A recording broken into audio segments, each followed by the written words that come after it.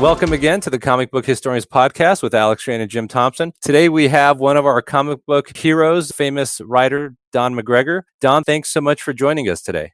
Hi guys, how you doing? Thank you for calling.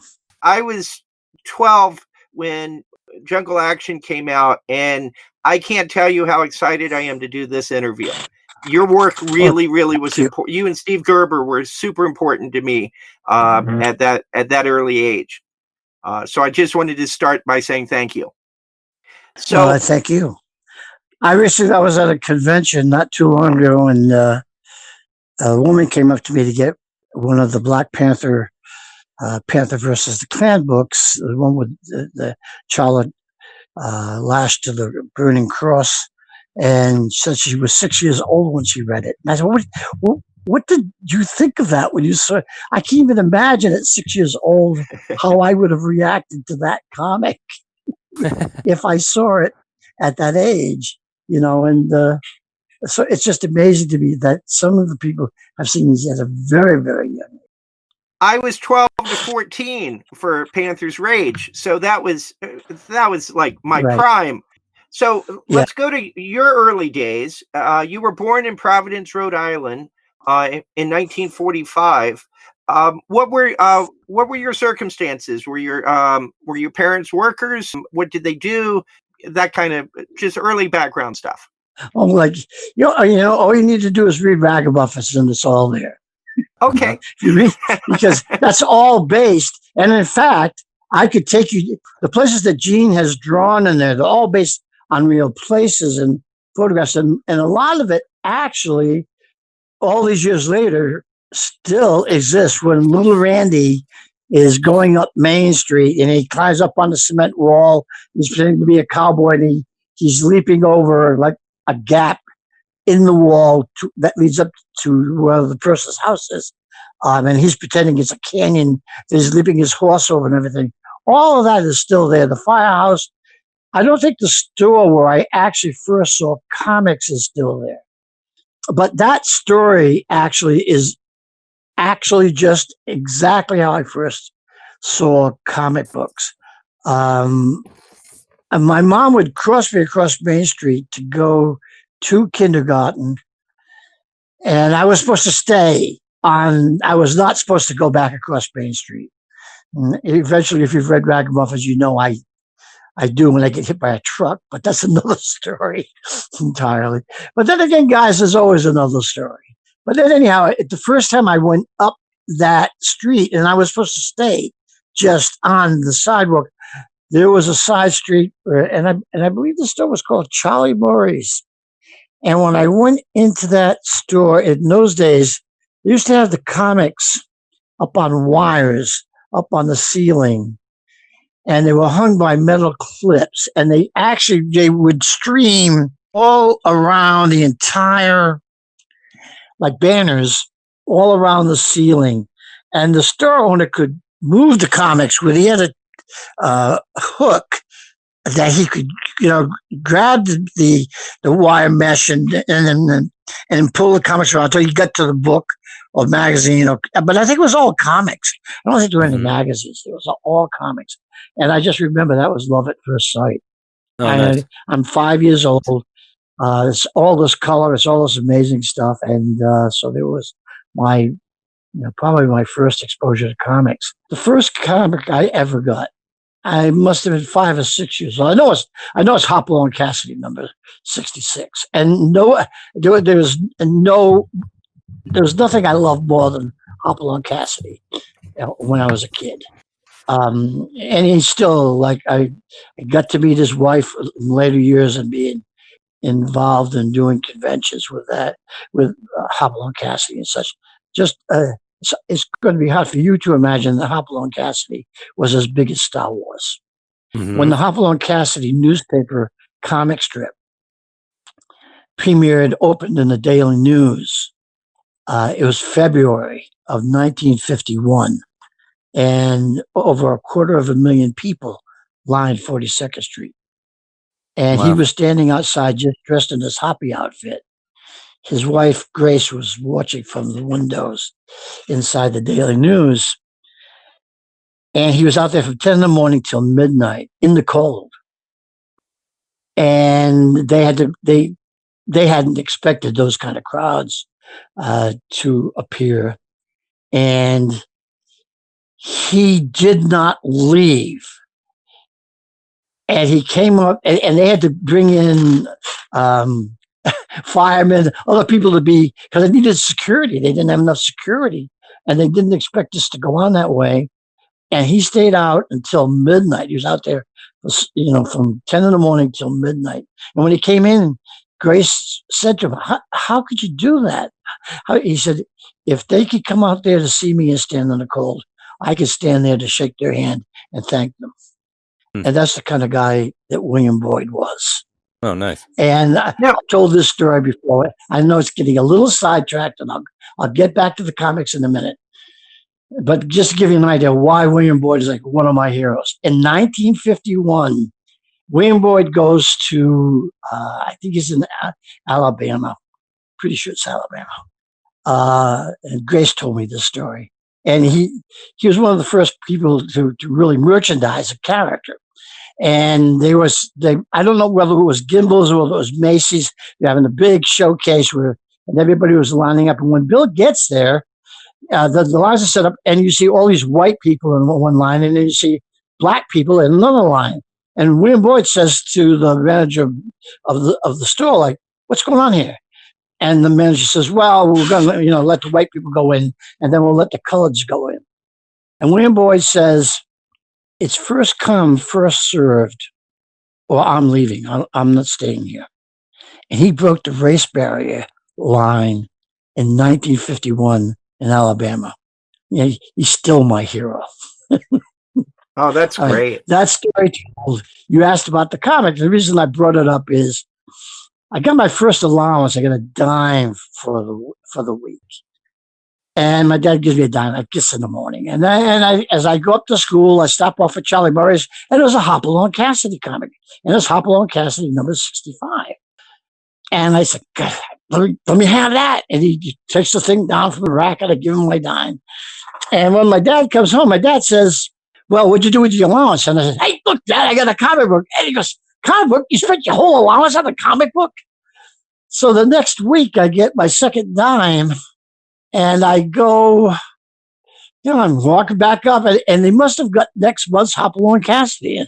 Well, I have to have that. Pull it down from the rack, and now I've got my second Hopalong Cassidy. And when my dad comes home that night and goes, so what'd you get with your allowance this week? I got another comic, Dad. I think I lost my allowance for a couple of months. And Dad would have started writing comics. I said, I'm writing them now, Dad. What are you going to do now?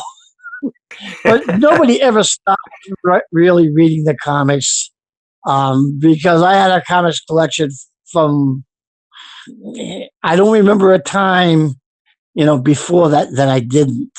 People didn't read the comics to me. So, somehow, obviously, I could read enough of those comics to get the story. I don't really recall because I just always read them. I don't remember a time, to be honest with you, I can't remember a time I can't read. And I know my mom tells me that when I would go up to my grandmother's house, I could go up and pick out the records when I was 3 or 4 years old that I wanted to play. I don't know if I could read the things. So I don't have any memory of it. I know what she told me. And as with the comics, I do remember, I think it was the measles that if you got the measles back in those days, they thought you couldn't read. And one of the comics I read, because I had a subscription to show you that obviously I got to read comics. I had a subscription to Dick Tracy from Harvey Comics. By the time I'm 7 or 8, I don't really remember exactly, but I know it's before Harvey's even starting to censor the Dick Tracy strips. And I remember getting the measles and my mom having to read Dick Tracy to me. And, it's just not the same having Dick Tracy read to you as opposed to reading yourself. And that was during Chester Gould's heyday as a storyteller. It's just incredible. The momentum, he is. the emotion. You were a fan of his crime stories, basically, right? Well, and Westerns. I think I really like the Westerns and the private. I really like Private Eyes a lot, but the Dick Tracy stuff I liked a lot. I still do. Oh, that's cool. That stuff from like 1948 to 1952. I can remember going up to my grandfather's place, and remember I was growing up in the state of Rhode Island. But my grandfather would get the Sunday news. He didn't get the daily news. I could only see the Sundays. Mm-hmm. So we didn't go up there all that often, but he stored all of the newspapers that they got. They had a lot of land and they had a lot of buildings on it. He raised chickens and other things. And so they had a room out there where all the newspapers were stacked up toward the ceiling. And I would go through and try not to topple all the newspapers on top of myself and try to pull the Sunday news out and read them. So I only got to read the Sundays for Dick Tracy and Hopalong Cassidy and Terry and the Pirates. And I think I was really, I just remember really being captivated by the storytelling in there, even as a kid. And when I got to do a newspaper strip on my own, it was like, that was something the kid in Rhode Island, again, could never have imagined that he would have a chance to do. And I can remember one of the first sequences, and it still stays with me to this day, who's Dick Tracy going up against Cruy Lou, who was obviously one of the first lesbian characters in comic strips for sure. And there's a sequence where she steals Dick Tracy's police car, not knowing that his baby, Bonnie Braids, is in the back seat of the car. And they give police chase after Bonnie Braids. And Bonnie Braids Cruy Lou doesn't know that the baby's in the back till the baby starts crying. And at one point, because Cruy Lou's driving up into the mountains trying to get away from the helicopters and the police cars chasing her, and the baby's crying, and Cruy Lou reaches back and punches Bonnie Braids, and you go, holy Christmas, and then Cruy Lou abandons the car in the midwoods, and the baby's crying, and wolves are coming around the car. And I think the Sunday ends with the wolves on top of the car and jumping at the windows and everything. And then the next Sunday, it's like, well, there's Dick Tracy and Sam Ketchum arriving in the woods, and they see the car, and they get out of the helicopter, they're running up, and Dick Tracy thrusts open the back seat, and then and you see through the doorway to the back seat, there's no Bonnie Braids. There's just torn up the back seat springs where the baby was, and dark splotches where there might be blood. It was like, wow, this was like, it really stayed with me storytelling wise. And the same thing with the Hopalong Cassidy. There's a cliffhanger where Hoppy's riding over a chasm on a bridge, and they cut the wires, and he and Topper go plunging into the falls. And so the next week he's like, I don't know, Hoppy's someplace else. You go, well, how the hell did he get out of that? And so as a storyteller, it already was influencing me. Were you still reading comics into your teens? And also, when was the first time you wrote a letter to a comics editor or to a letters page? I have no memory of that time period really very much. I was doing so many things. I know I wrote a lot of them. The only ones I really kind of remember are the ones to S.H.I.E.L.D. I don't remember the letters specifically. Why I remember them particularly is because I wrote to every issue, and I really loved what Steranko was doing and loved his work. Mm-hmm. And so as late as that, you were still you were following comics in the 60s then. If you see the original issues of S.H.I.E.L.D., you will see I'm almost in every issue. Oh, cool. I went to one of Phil Seuling's comic conventions. Uh-huh. This is probably 1969. I guess it's the first one I went to. Uh-huh. I had all of the Steranko S.H.I.E.L.D.s hardbound. I really, really loved this stuff. So I had the S.H.I.E.L.D.s, and I had the ones that were in Strange Tales, I guess it was. In Strange Tales. I don't remember, but I have them all hardbound. And I wanted to get them. Jim was at that convention, and I wanted to get them autographed by him. Yeah. And so when I went up to him, get a sign, I don't know, we started talking, and I handed him the books, and he said, "You're Don McGregor?" And I'm thinking, how does Jim Steranko know who I am? Remember, I haven't been. I said, why should Jim know who I am. And he says, listen, Jim says, I'm having a party in my hotel room tonight. Don't let anybody know. I'm going to give you the number. Come down and join us tonight. And Wow. So that's how I met Jim and got to be friends with Jim. Now, as to why, it wasn't until years later that when I started writing, say, the Black Panther books and Killraven. Not so much the Warren stuff, because you got letters for the Warren material, but I was still living in Rhode Island at the time. And so when you saw letters to your stories, you were seeing them often months after you wrote them, because the stories didn't appear right away. But when we were doing the Black Panther stuff, we were so tight on deadline. And because they were series, and because Marvel really had, in those days, the letters pages were really a part of the package, especially if you were a big comics fan. And I got very fortunate that, thank God for the readers, because Marvel editorial, not very fond of those books whatsoever. Thank God for the fans, because many of them loved the books and they had an effect on them, and they wrote many, many letters to the books. So later on, when I went to a convention, if I met Dean Mulaney or Frank Levesque, just Peter B. Gillis, I'm Mark Gasper, number of people, since they wrote to every book I did, and they wrote sometimes, 10-page letters analyzing what these books were and what they were saying and what they meant to them, I knew who they were immediately. I said, oh, hey, you're Dean Mulaney? Dean, we ought to talk. And so many of my friends to this day are people I met through the books. Mm-hmm. But you already have that in common of a shared love of comics. Right. And the fact that they had so much passion for the books. And, again, thank God for the fans.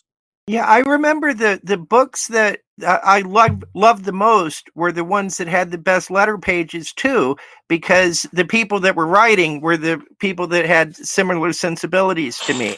So it was your books, it was Tomb of Dracula, it was other things that it was like, I look forward to the letters page as much as I did anything else. It was great. When I went to work at Marvel Comics, and one of the things that was probably dismaying to me, and it only speaks to my naivete at the time, but I really think I thought it was going to be like Stan's bullpen bulletin pages, that the bullpen was, it was everybody urging everybody on to do more and do better and do, that it was very, very positive environment. And there was just it was just like any other place, filled with politics and a lot of backstabbing and a lot of stuff where to see writers who were writing about heroes who would then be like trying to climb over the backs of other writers to get titles that they felt were better sellers or would advance their careers or get them into a position to do this or that.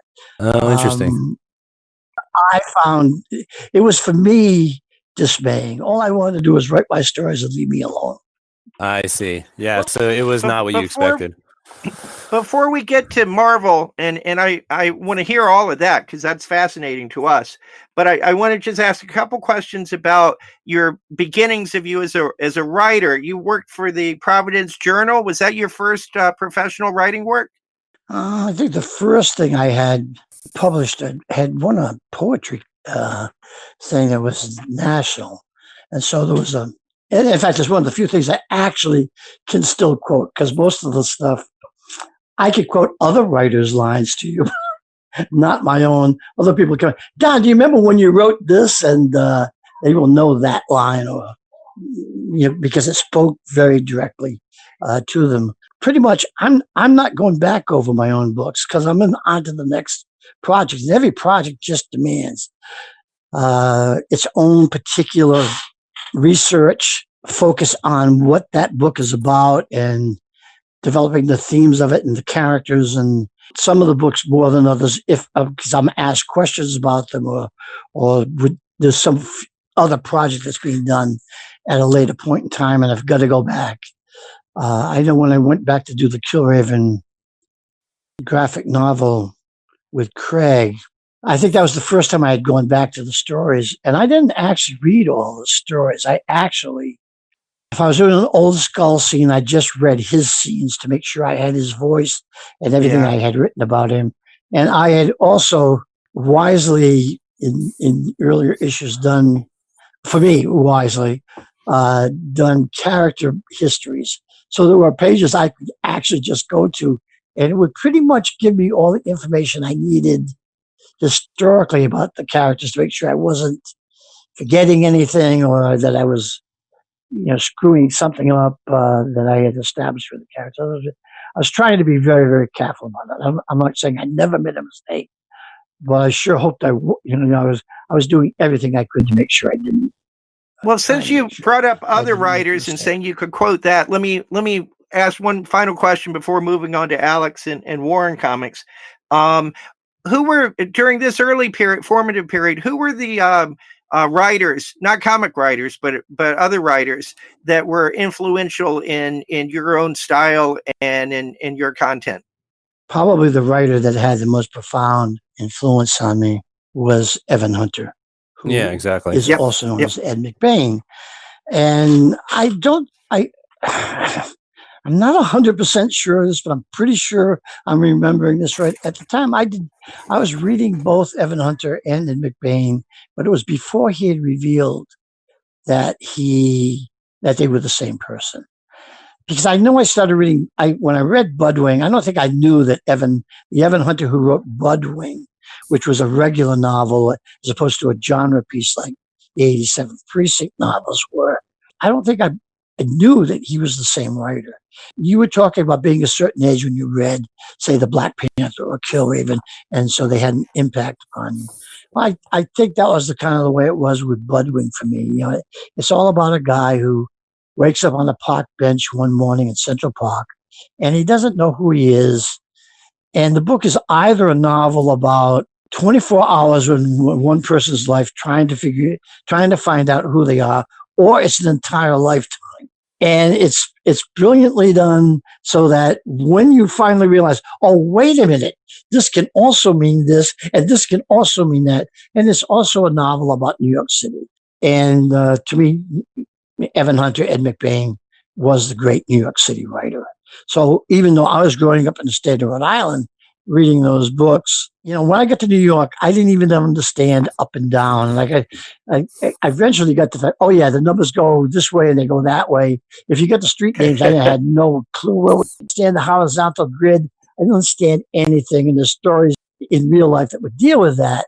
But I did understand the city. He's the one who taught me about storytelling and about not just storytelling, but about human nature and about how to explore characters. And I remember Dean Maloney saying to me one time, "Wow, Don, I read the book See Them Die." And I said, as I'm reading, I said, boy, this book just took Don and blew him away. It truly did. It was like one of those books it had such emotional impact with me. And probably you take that stuff in, and I think somehow subliminally it influences you as a storyteller. I can remember it seeming like in the book Doll that he had killed Steve Carella. And I remember being on a bus, my first time coming from New York City back to Rhode Island on New Year's Eve, and it looked like he'd killed Steve Carella, and he had everybody reacting to Carella's death. And I remember just having tears streaming down my face. And I'm actually talking out loud on the bus, going, "You son of a bitch, you have no right to take Steve Carella." I love Steve Carella too much. And I think it was the same year that Ian Fleming had died, and I knew there would be no new James Bond's novels coming out. And so to lose James Bond and Steve Carella within months was just, probably a little bit too much for me to take at the time. So he was one of the writers. Stirling Silliphant, who wrote the Route 66 series. The thing I really got from Stirling was you could try every time out, and you could try to knock it out of the ballpark. And, maybe sometimes you didn't. Maybe sometimes you failed. Maybe you struck out. But it wasn't because you weren't trying. And it wasn't because you weren't we're trying to take the opportunity that you had a chance to reach an audience, to reach people that you weren't trying to give them something. And I promise you this, there may have been a lot of times I just failed miserably. It wasn't because I wasn't giving it everything I had at that moment in time. Were you a fan of the Fantastic Four with Kirby and Stan Lee? Yeah. I'm sure you'll see letters, for all of the And books. that also, yeah. Sure. So you have letters there. Okay. Don't ask me, but I'm sure every once in a while somebody posts one up on the internet. I'm sure there are Fantastic Four letters, and I'm sure there are Spider-Man letters. I'm sure of that. I know there's some letters in the Flash because, and this goes to show how little artwork was valued back in those days. One day a package arrives at the house here where I'm actually living now. And it's from DC Comics. What the heck is this? And it was all the original art to the Flash story that introduced his parents, Barry Allen's parents. Wow. And they sent me all the original art for a letter that I'd written to the Flash. And I had that artwork for years. And unfortunately, who can tell the way things, never can tell the way things are going to go. In the 70s, when I was living in New York, I still had all that artwork. And it was at a time when videotape didn't exist. We were a long ways from DVDs and Blu-rays and all that. In those days, it was really hard. The only way you could see a film or a TV show that you really loved, the only way you could see it again was on 16 millimeter. Right. And a lot of people in comics were film buffs and fans. And I actually traded the Flash artwork, I think, for an episode of The Avengers with Diana Rigg, because I really loved Diana Rigg and Patrick. Understand that in 1971 or 3 or whatever it was, to be able to have an episode of The Avengers complete was, we used to have film nights, like on Friday nights, and have people over and would be able to show films. I haven't watched any of that stuff for 40 years. It's so much easier now to just throw a disc in, Mm-hmm. Who knew that? I mean, okay, you could buy all of Diana Rigg Avengers for like $30. Now, your first comics work was with Warren magazines. Was that the first place that you applied your writing to as far as the comic world? It was Warren magazines? I told you I was going to comic conventions and Phil Seuling's comic conventions. And when I met Jim Steranko and went down to his room that night, I met Alex Simmons, and Alex and I became really good friends. And we, again, understand, all of us had a love for the same things. We all loved pop culture. So it wasn't just comics, but it was TV shows, and it was movies, and it was books, and we loved it all. But the one exception would be, a distinction would be that since we were at a comic book convention, we love comics. And so that kind of was like, put you in a rarer audience than the general audience, which still looked down upon comics. So it was great when you were around people, really understood what you loved about this comic or that comic. And so when I first met Alex, and I was like doing films, shooting stuff on 8 millimeter, back up here in Rhode Island. And I had realized pretty early on, about the time I was 16, 17, somewhere in that time frame, if you wrote the movie, and if you starred in the movie, and if you directed the movie, a couple of things really happened. You always won the fights. And people say, "Well, Don, I could break every bone in your body." And what do you mean you're gonna? I said, "Well, you and we both know that." But see, here in the script, it says I win. And this is how we're going to do that. And I love doing stunt work. So it started to do, I could do my own stunts and fight scenes and put them into a story. So I was already playing around with that. And the second, and even better, was you always got the girl. So this is all infinitely preferable to real life. And I thought, well, I'll just devote my life to this. This is great. When I met Alex, again, we were all in, like, we both loved the Republic serials. We loved stunt work. We loved film. And so we really started doing films together. And Alex would come up from New York and we would do films together. But we also both loved comics.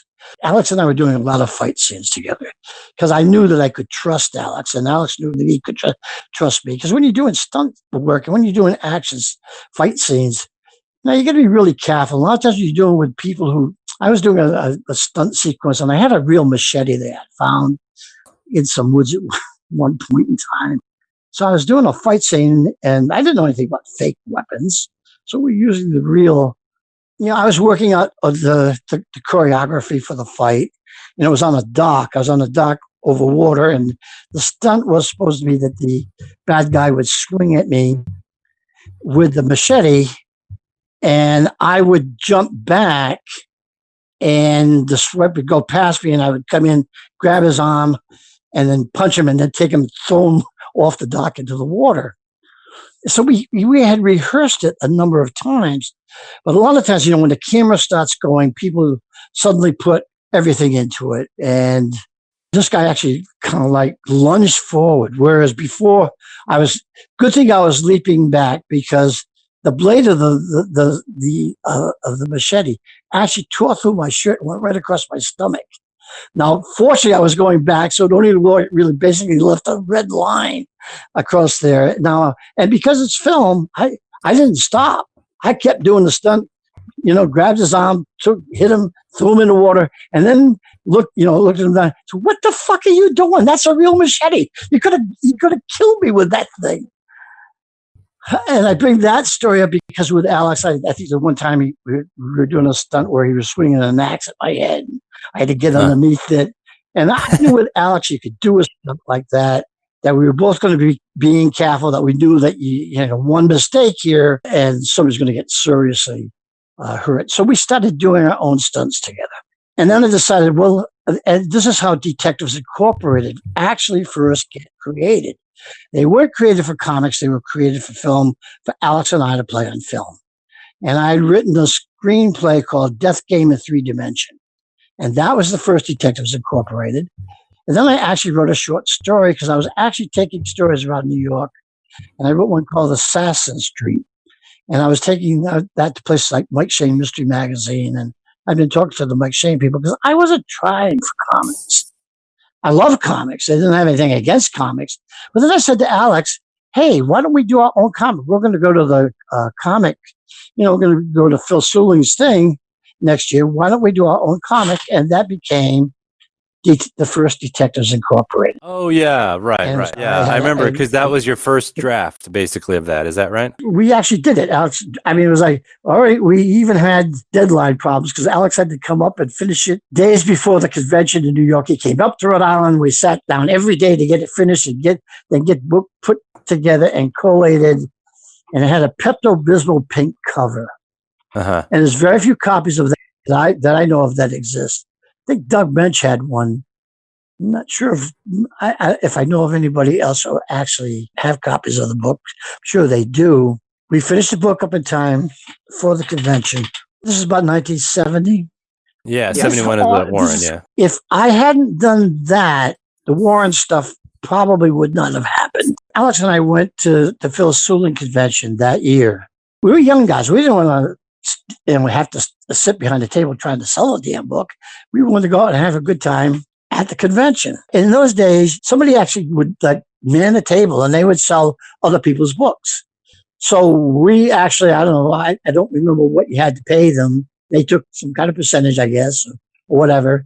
And it was worth it to us to do it. And we could go around, and I could take, my Detectives Incorporated around and hand it out to people to show what I could do. Yeah. It wasn't like there was an active pursuit, like I was even actually thinking about, well, I'm going to be doing comics, because at the same time, I was writing stories and I was still filming things. So I loved all of it, and I was doing all of it. So whatever project I was involved in at any point in time, that's the one where my focus and my energy and intent was. And they had panels, as they do today. Jim Warren was on the panel. Ah, okay.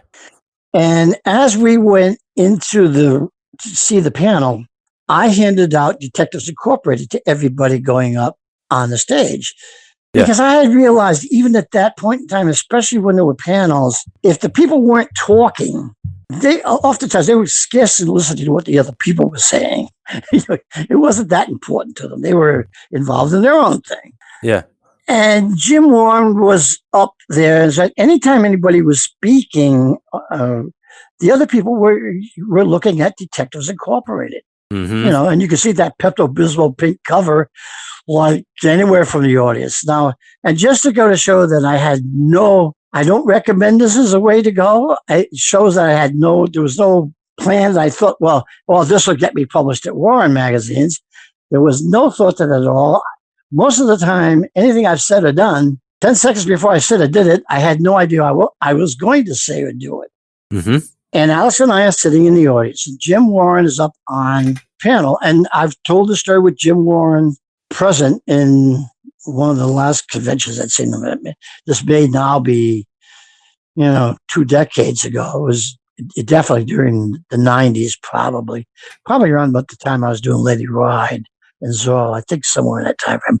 For a while, Jim Warren came back and he was doing a convention in New York. And I met up with Jim. It was the first time I'd seen Jim in quite a while at that point. Right. And so, and Jim will tell you all these stories are absolutely the way they happened. Jim was talking about, at that point in time, Warren was talking about going mail order only with his magazines. And because he was going mail order, he could put content into the stories that you couldn't do if you were selling in the grocery stores or the mom and pop stores or wherever. And it was going to make his comics were going to be the best comics ever. No comics are going to be as good as his. He was doing the best comics, and he was doing his Jim Warren launch. I raised my hand, and Jim Warren points to me and he goes, "Yeah, what's your question?" or something like that. And I got up and said, "Well, if that's true, Mr. Warren, why are you publishing the kind of crap you're publishing?" This didn't go over too well with Jim. And he just, he went ballistic up on stage, whatever, which I don't blame him, to be honest with you. And, but when it was over, when the panel was over, Jim Warren came rushing off that panel, came down, going up there and came to where Alex and I, and, we're getting ready to leave. And he goes, "Hey, hotshot," which is what he started to call me that weekend. "Hey, hotshot, come over here." Then my name became Hotshot, I think, for quite a while. And he was a big Terry Enterprise fan, and he continued to refer to me as Hotshot Charlie. Hotshot Charlie, good. How dare you ask me a question like that in a public forum or something like that? And he's going. I said, "Well, I think it's an honest question or something like that. I don't know. I'm 20 some years old. What do I know?" And Jim goes.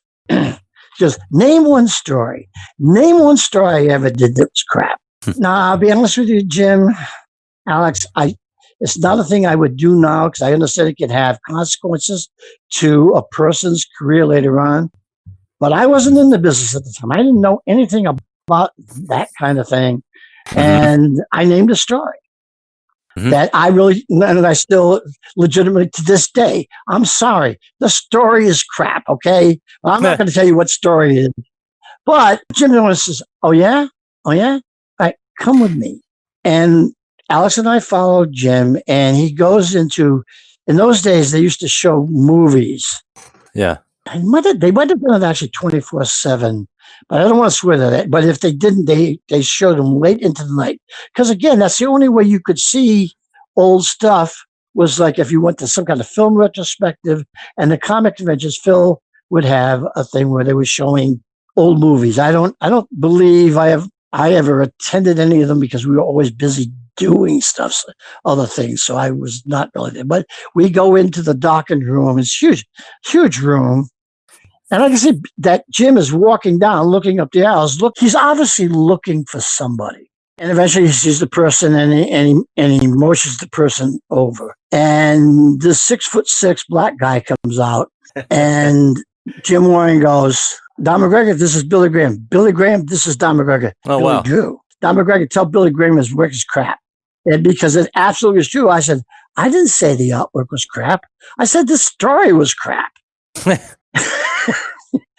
I think he was amazed that I didn't lose my cool about it, or I didn't get flustered about it, or I don't know what. Yeah. I swear to God to you, if I'd gone up to Jim Warren at that convention and said to Jim Warren, "Geez, Jim, I love your books. Your books are the best comics ever. Nobody does comics as good." None of what happened after that would have happened. It only happened because of the sequence of events that I just said to you. And Jim Warren actually takes a step back. He says, I tell you what, hotshot, play your cards right. I'll take you out to dinner tonight. So I end up going out to dinner. Alex and I go out to dinner with Billy and with Jim. Despite that auspicious beginning, Billy Graham and Alex and I have become very, very, very good friends. I think really that Billy saw in Alex and I that we were younger versions of himself. Like these young guys who just loved comics, loved everything, and like nothing was impossible. And I think Billy really, this is my interpretation of it, and you could ask Alex what he felt about it, but I think that was part of what he enjoyed about it. And we got to be good friends. And when I needed a place to stay in New York City, I would come and stay with Billy up in Harlem, or I would stay with Alex in Spanish Harlem. So this now became a real big influence in my life because it was just opening entire new worlds for me. You know, Billy took me to, say, Jeff Jones, and to, at that time, Louise Simonson was with Jeff. And they had parties for comics people. Right. I don't know whether it was once a week, once a month. But Billy was like invited. So Billy said, come on, Don, we're going to go. And that was the first time sitting around a room filled with people who all love comics. Yeah. So I got to do a lot of stuff. I had a lot of exposure, you know, because a lot of white people would continue to tell me, well, you can't go up at the Harlem at 2:00 in the morning. You're going to get killed, Don. You're going to, you know, and it would always be white people trying to make you afraid. What the hell that was all about.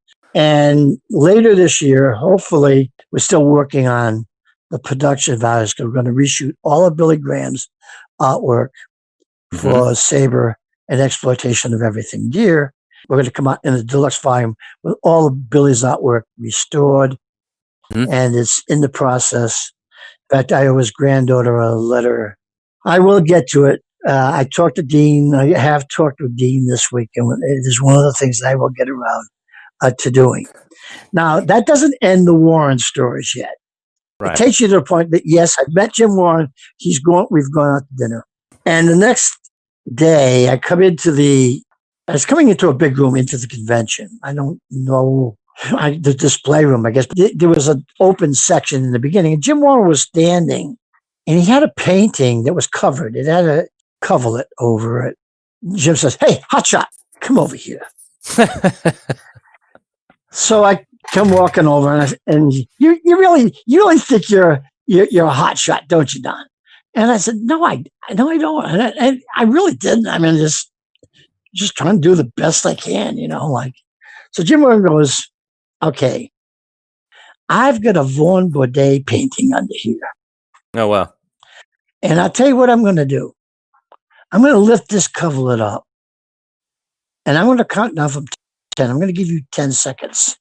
And then when I get to 1, I want you to give me a story for this painting. Oh, wow. That's great. And I go, in my head, you know, like, okay. And so Jim starts 10, 9, 8. And he's lifted up the thing. There's the Vaughan Bidet painting. And I'm looking at it. And I got nothing. 7, 6, 5, 4.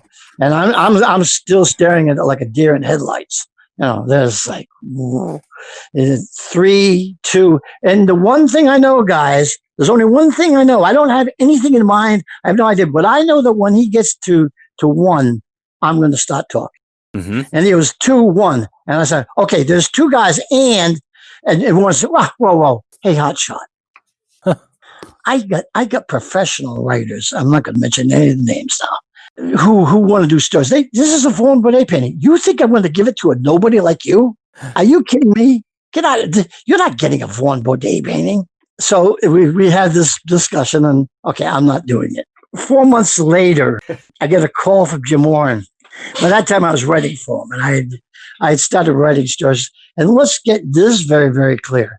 You were getting $25 a story, and they owned everything. So if you did an 8-page story for them, but I got really, really spoiled. My editor was Archie Goodwin, and Archie was just one of the best people in the business, fair, honest, and anything he told you was to make your story better. That had nothing to do with his own ego or the way he would write a thing. It was about your story. So I had written a number of stories for them, and you get the same amount of money. I think I wrote 1 8-pager. Then I said, 8 pages. I started doing 10-page stories. And then I started doing 12-page stories, and you still got $25 a story, no matter how long it was. So you can honestly see I was not in this for the money, obviously. It was like, no, what is this story going to be out? What is the story going to be about? And how can I, what can I do with this now that I have a chance to tell this story? Somewhere along the way, I'd sold a number of stories, like a half a dozen stories to them or something. And I got to know Jim. And when I was in the city, sometimes I would go work with Jim on the magazine at night. And you can help me do some stuff on the magazine. Oh. I was good friends. Billy was the art director. He was the first black art director in comics. Billy was the art director at the time. So I was seeing Billy. When I would go into the city, I'd either be staying with Billy or I'd be staying with Alex. At that point, I get a call from Jim Warren. He goes, I'm going to send you the scripts I've got for this, the people who've done for this one bidet painting. And I want you to take one of them and I want you to write the script around somebody else's script. I said, I'm not interested. Okay. He goes, no, Don, I know what I'm paying you. You can't afford to turn it down. You're going to be involved with the cover. I said, I'm not interested. If you want to send me a copy of the painting so I can look at it and come up with my own story, then I'll do it. Other than that, but don't send me any scripts because I'm not reading anybody else's scripts. Yeah. It wasn't because I thought I was better than anyone else. I just had no interest in doing it. All I wanted to do was tell my own stories. I don't know what would be wrong with that. So finally, Jim kind of gave in and said, okay, I'm going to send you the painting. And that ended up being the first story that actually saw print. This is the first story I wrote, but it's the first one that saw print. And because of Billy put my name and Tom Sutton's name on the cover of the magazine because the creators' names didn't, the artists and writers, they did not get put on the cover of War magazines. Billy ended up doing it. And I didn't even know the story had been drawn. I'm still living up in Rhode Island. One day I get a package, and then there's Creepy Magazine with my name on the cover, and then the lead story, and Tom Sutton had drawn it. I had not seen any of it before it, and Tom did everything I asked for. Nice. If I wanted continuity shots, if I wanted point of view shots, if I wanted reverse angle shots, if I wanted it through a sniper scope, whatever it was, Tom did it and more. Archie Goodwin edited it, and man, was I being set up. Boy, I was like, oh, it's always going to be this way. The story's going to come out like exactly the way I wanted it to come out. Mm-hmm. Well, I was ready for a rude awakening, but that was down the road. And then just a couple bullets for the audience. So When Wakes the Dreamer is listed as your first story, but it did not see print until 1973 in Erie 45. But the one that saw print first was The Fadeaway Walk in Creepy 40 in 1971. You had the first interracial kiss in Warren's Creepy 43 in 1972, The Men Who Called Him Monster. And in that story, The Men Who Called Him Monster, did you get any mail on that? Was there any fan reaction at the time? Well, the weird thing, now we have to go back on that a little bit. Uh-huh. When that scene was written, I didn't write an interracial kiss in that scene, in that story. It was about a private eye, a black private eye who's looking for a missing teenager. Mm-hmm. And he goes to see the kid's teenage girlfriend, and she's working at a McDonald's. Mm-hmm. And the script was drawn overseas by Jose Gonzalez, I believe. Mm-hmm. And it looks great. And then the detective looks at Sidney Poitier. Yeah. And he's asking her about her boyfriend, about her missing boyfriend and what happened. And I really, you had very tight space in the ward. Actually, you didn't have a lot of room. And so all that scene had to happen in one page. And so I wanted to try to get as much emotional impact as I could out of it. And in my descriptions to the artist for the last panel, I said, this is the clincher. And what I meant was, I'm using American slang for this is the one that should emotionally slam the scene home to the audience. Mm-hmm. The artist reads it and thinks okay, they kiss. And they have this passionate kiss. Well, it doesn't make any sense at all. I mean, here's this older guy kissing this young girl who's like worried about her boyfriend. Like, why? What is that scene doing there? But it does make history for being the first interracial kiss in American comics. In American comics, yeah. Later on, it'll happen on purpose in Killraven. Now, you mentioned Tom Sutton, but there's also Richard Corbin illustrated stories of yours, Right. Reed Crandall also. Were you fans of guys like Reed Crandall and Corbin at the time? Love Reed Crandall.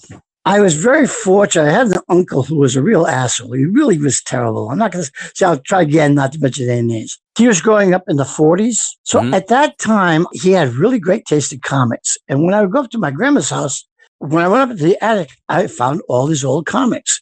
And he had the Little Wise Guy, Charles Burrow, Daredevil stuff, a lot of the Reed Crandall military comics, Black Hawk stuff. Unfortunately, my mom burned all those comics in about probably when I was about 10, 12 years old. I don't know. So I used to tease her about it all the time. And I think it was making mom feel too bad. I said, nah. I was like, Mom, if you hadn't burned those comics. Yeah, late 50s, yeah. So I had exposure to those comics pretty early on, So along with the comic strips, which I really dearly loved, and then I was buying my own comics, as well. A lot of them would have been Westerns. I really liked the Westerns a lot. A lot of exposure to Milton Caniff. I can't say that Caniff had a lot of influence on me in the earlier stuff because I hadn't seen enough. When I was doing the Marvel stuff, it's not really very much Will Eisner inspired because I hadn't seen enough Eisner at the time. But there's a pop culture full circle kind of thing where somebody else is. I was more influenced by Steranko. All those interior title page designs, say for Panther's Rage and Panther versus the Klan. I always loved that kind of thing when I saw Jim doing it in the Shield stuff. And I just took that idea and then ran with it and did my own versions of it. But I do pay homage to it with Malice by Crimson Moonlight is very much inspired by Doc Renai's Hellhound Kill that Steranko did. So were you a fan of the EC comics? Yeah, well, Feldstein did some incredible things. I didn't see a lot of the EC comics when I was younger. And I'm not sure when I had my first exposure. I loved a lot of the EC stuff. I don't remember where I first got exposure to them. I'm sure where they were reprinting them somewhere, but I don't remember when that would have been. Well, one of the first times would have been when I was doing stuff at Warren, because Warren, I don't know if Florey Ackerman did it or if Warren had done it or they did it together. They did a hardcover. That's probably my first real exposure. I really love that stuff. I think some of that is so far ahead of its time. It just, there's especially some of the shock suspense stories as well. And Gaines was so far ahead of its time. Outstanding. Now, when you were at Warren, did you leave Warren to then do the proofreading job with Marvel in 1972? Did you work at both? Because your first story at Marvel was Journey to Mystery #4 in 1973, which was co-written with Gardner Fox. How did that all come about? Because they called me in Rhode Island. Time, like I had told you earlier, I was traveling into New York. Whenever I had enough money, I would just get a round-trip ticket, take the bus into New York, stay with Billy and Alex for as long as I can. When I totally ran out of money, I'd use the bus ticket and come back home. And I had worked for the National Guard for a while, and I stayed with that. To be honest with you, like most people probably would have stayed with that because it was a government job. But my temperament wasn't such that I should probably stay there. I'd probably ended up in the brig. I wrote a story called This is the Valiant One, signing out that Billy Graham drew for Monsters Unleashed at Marvel later on. That's all the stuff about the soldier being called before a promotion board and being accused of being prejudiced against military policemen is all based on fact. This was at the time frame that I was there, this was during, the spell when there's a lot of riots going on throughout the country, and I'm going to go into various stories on that. But because we had people in that unit that were racist and had said stuff about killing blacks using very terrible terms, and I reported them to the captain of the unit or whatever it was. And then when they put me before the promotion board, they started to be asked if I was prejudiced military policeman. And I could see the lay of the land. And I was in a cellar that was in an armory and had bars on the windows that ankle high. If you were outside, it was on the hill. There's people's feet walking by. I was going to get out of there So at any rate, I was working a number of different jobs. I've heard somebody from editorial recently, they keep changing the story about my getting there, that they saved me from life as a security guard. That's just all I ever would have been if they hadn't offered me a job at Marvel Comics. Well, that's bullshit. I had a house with 3 bedrooms and a fireplace and a garage, and I had a view of a pond across the way, and 3 blocks away was a private stretch of beach and ocean front. So and I gave it up for a $125 a week job at Marvel Comics. So I want to know how many people would do that. And then I had a daughter that was at the time, I would imagine Laura was about 2, I guess, something like that.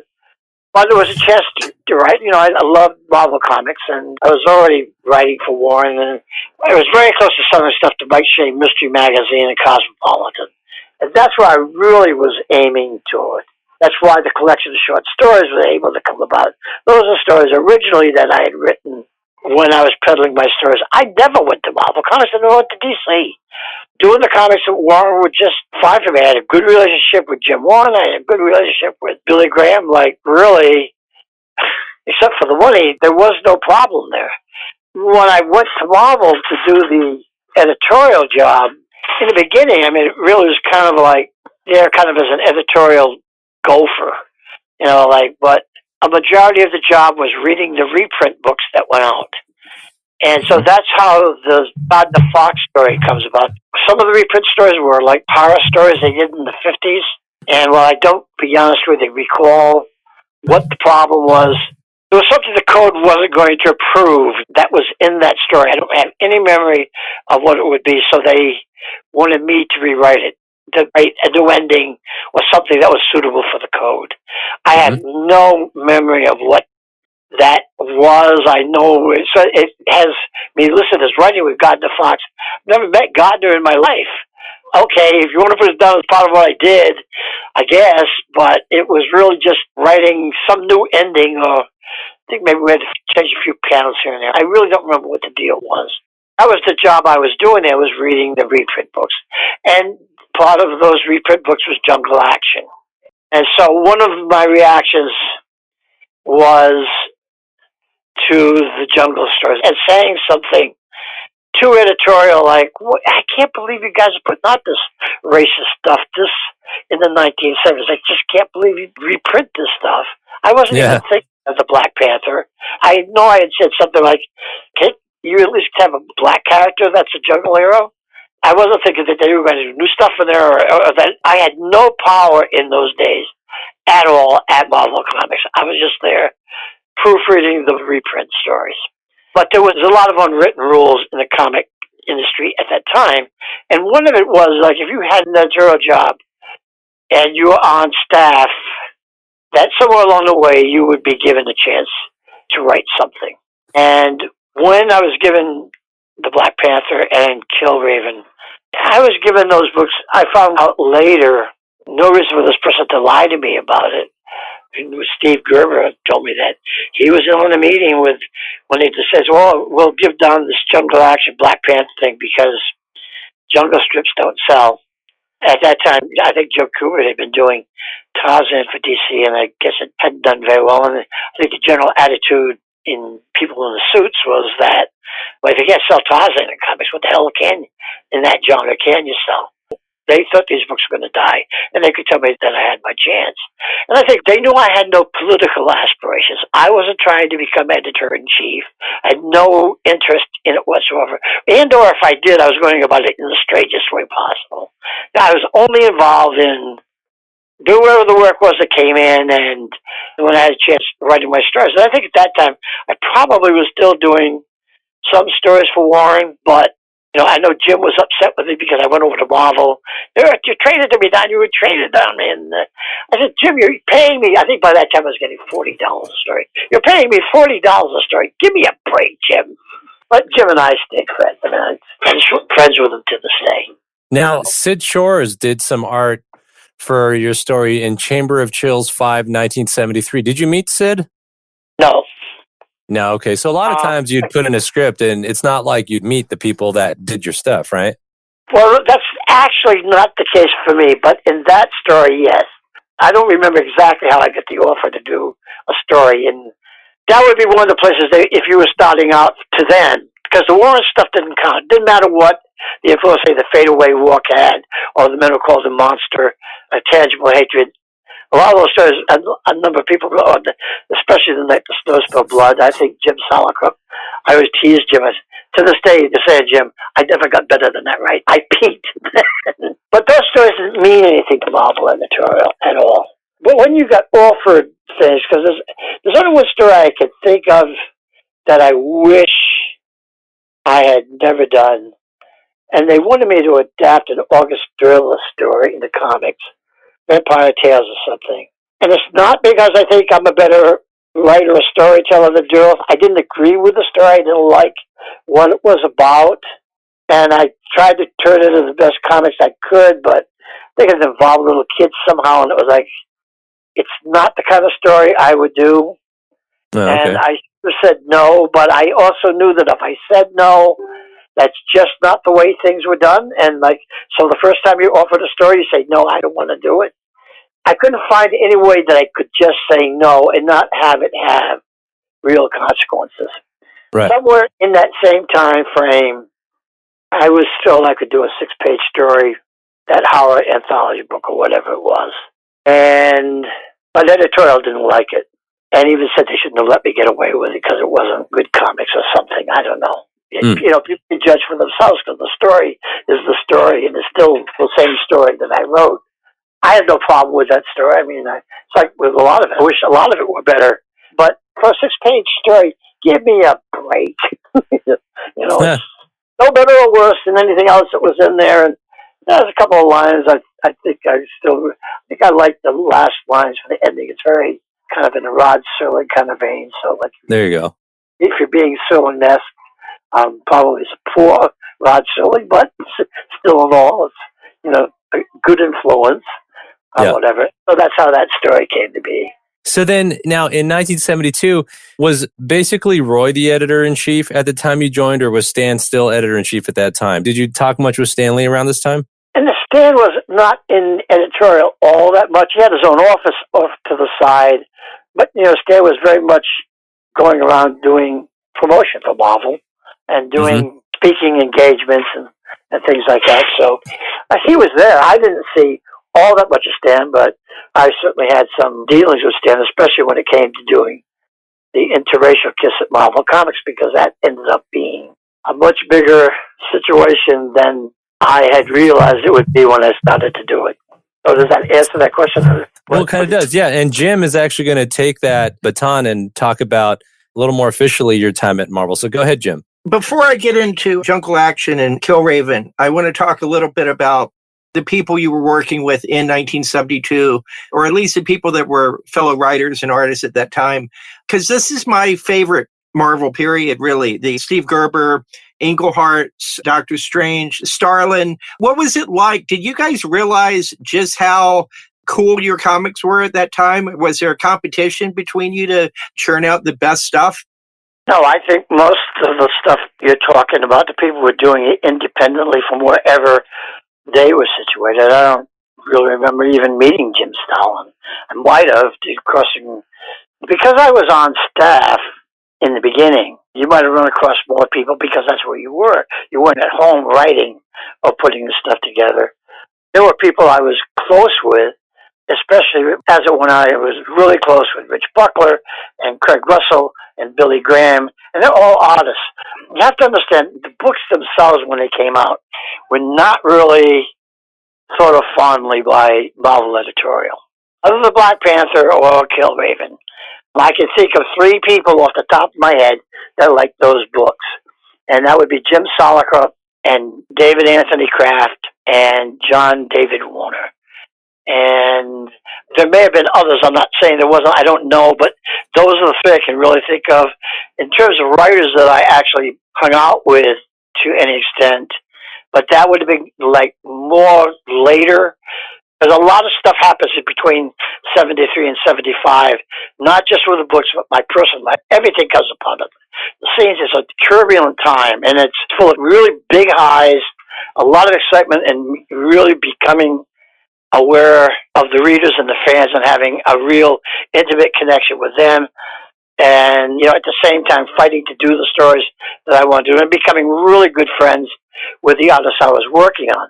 Yeah, I didn't get to see the artists work on those short stories, but when I was first up in the offices, I don't remember how we first met, but Rich Buckler had an office space up there. Rich had a lot of power those days at Marvel. He was doing a lot of covers for them. He was doing important A-list series like The Fantastic Four, The Avengers, or whatever books Rich was doing. So he was very much, and he was doing a lot of covers. So he was very much in demand, and, you know, it gave him a lot of leeway into what he wanted to do at that time. Somehow, while Rich was there, we met and got to be friends. And I think it was because we both wanted to do comics. I really had distinct ideas of what I wanted to do, storytelling-wise. And thank God Rich embraced that. And anything I virtually asked of Rich, he never said, oh, no, that's too much work. Because remember, no matter if you spend 1 hour on a page, you spend a day on a page, you spend a week on a page, you get the same amount of money. So, like many people are trying to turn this around as fast as they can because they're trying to make a living. And at the same time, they're trying to do the best work they can do. So it's a dichotomy there. And so, but I get very fortunate because when I was given the Black Panther to do, Rich said he was going to do it. They didn't want Rich on that book. They wanted him on important stuff. But because Rich wanted to be there, and Rich got me to move out to the Bronx. Before that point in time, I had been staying with Alex Simmons. By that time, Alex was now out of Spanish Harlem, and he was living in Brooklyn. So in the beginning, I was kind of staying with him while looking for a place. And it was Rich Buckler that found me a place up in the Bronx because Rich wanted us to be together. So, you know, I'm working on staff during the day, and then I would go back up to the Bronx at night, eat dinner, and then I would go over and stay at Rich's for an hour or two, and I would actually get in pose and say, no, the Black Panther is going to be like this. And you can see photographs of me. They still exist of me doing Panther poses for Rich and designing a lot of the title pages. That takes nothing away from Rich. Rich had to pull them off. And I would say, hey, Rich, can we turn the page on the side so we could do that waterfall? And it was where I felt I could get the most extreme height for the waterfall. And you have to continue to remember that we only had 13 pages of story that had to last the readers for 2 months. That's not a lot of pages to get the audience to invest in your characters, in your story, in what this is about, and to come back the next time around. I was well aware, for instance, if I wrote Wakabi or Taku or in Killraven, Mishula and Old Skull, whoever it should be, if I wrote them out for one issue, that meant the reader did not see them for 4 months. Right. If you left them out of 2 issues, that's half a year.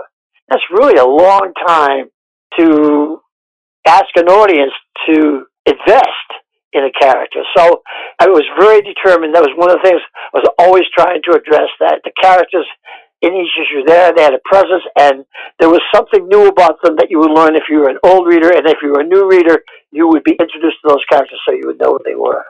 But there were a lot of things to consider before you could start those strips.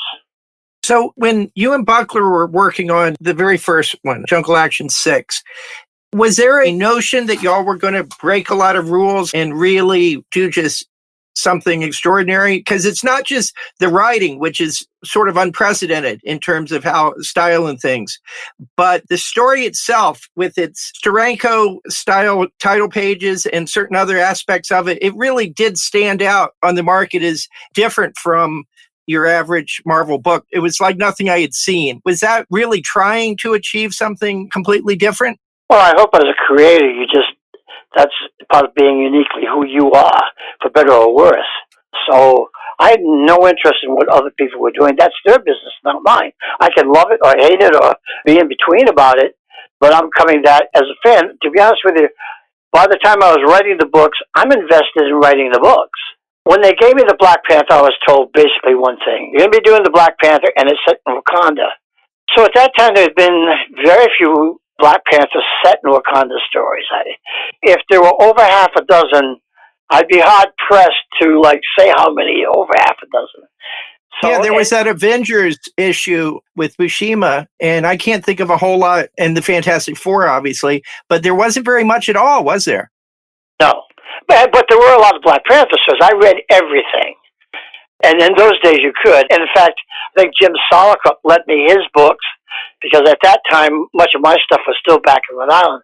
So I didn't have access to it yet because in the beginning, when I first started writing it, I probably was still living with Alex when I actually first started. I'm not sure of that, but like right after that would have been moving up to the Bronx because I know when Rich and I do Morbius the Living Vampire together, I'm definitely up at the Bronx because when I do the conclusion of that first story, the cops came to my apartment at midnight. So that part of it is emblazoned in my mind, and I definitely have to be in the Bronx by that point in time. So within a very short time of being given the books, but I was like, now, as I was reading them, like, okay, what do I like and what don't I like, and what do we have? Because there were so few stories, and because you've got this great concept between Stan and Jack, the Black Panther, Wakanda, and this hidden, super secret African society, but essentially the place at that point in time is basically the palace, maybe there's some woodland area, and the Vibranium Mound. Yeah. Because you don't have, like, say the first two Fantastic Four books. Well, you get the Fantastic Four. I think Wingfoot is in there at the same time. And then you get Charles. So you get 6 characters right there that you're going to be dealing with. And you've only got 2 issues, and I think they go up against the villain. I don't really remember the stories offhand, but it meant that from the beginning I thought, okay, so Charles is going to come back to Wakanda because they had him in New York as a teaching school in Harlem. Now, why the king of an African nation would be a school teacher in New York, is beyond me. I understand why they did it. They wanted to get T'Challa into the United States so they could have him be a part of the adventures with other superheroes, and they eventually becomes a part of the Avengers. I don't know that he has much to do there, or anyhow, I don't have much memory of it. But no, I've got to find a reason when he comes back. One of my first thoughts I remember having was, okay, we're doing a bi-monthly book of 13 pages, and it's a superhero, so there's going to be a supervillain in there somewhere. And if I do them as separate stories, that means every issue there has to be a new villain introduced, and then there has to be something that they're doing. And eventually I thought, well, why, after 3 or 4 issues, the Wakanda should just go to Charlotte. Why don't you go back to America? Because before you showed up, we never had any problems. So that was my first inclination. Okay, this is going to be one story. It's all going to be linked together. So that the adversaries that he's coming up against, there's a reason for that. And then that led to the creation of Killmonger. Somebody who, if a king abdicated his kingdom, who's to oversee that? And what's going to happen if there's a revolution? And, war was going on at the time. So that was something, I guess I thought there's a lot of stuff to be able to write about there. It would anchor the character. And so that began to develop the idea of doing the story as a novel. It's interesting because it occurs to me that Kirby was doing this with his New Gods book as well, where there was a central villain, but each month you would be introduced to the various lieutenants and they carried the story forward. But the real tension was waiting for the return of, or the appearances of, the master villain in it. And I can't think of very many examples of that on a long period of time, except for yours and Kirby's New Gods. I'll take your word for that. I mean, I think the New Gods is done later than the Black Panther. We're talking 73 for the Panther. I think, is this the New God stuff at DC a bit down the line? No, it's the same period of time. Okay, quite possible. I don't. It's so far afield from, it wasn't a part of my reality. My reality was the Black Panther and trying to figure out, okay, what is this going to be? And it just seemed to me it had to be tied together. And then originally it was going to be like 10 books, I think. I knew thematically there was going to be a major theme that ran through the entire course of the storyline, and then each issue would have its own minor theme, but that would also amplify the major theme of the story. I'm not sure why 10, because even though it was a continued story, I think, as I mentioned earlier, I really love the Old Republic series. I'm not sure why I didn't do it in my head as 12 or 13. It seemed like it's just I had 10 stories. I didn't have it all fleshed out, just the idea, okay, it was going to be 10. And it did eventually become 13 with the epilogue, because the center stories needed a lot more room than I had initially given them for the themes that I wanted to deal with. So that at the same time that it was coming up with that, because I worry about everything, I thought, okay, that all the Panther stories maybe should be novels if I stay with it. And so before I even wrote a page of Panther's Rage, I realized when I was reading the books that no one had ever mentioned the Black Panther's mother. And if you notice in Panther's Rage, I never mentioned his mother at all.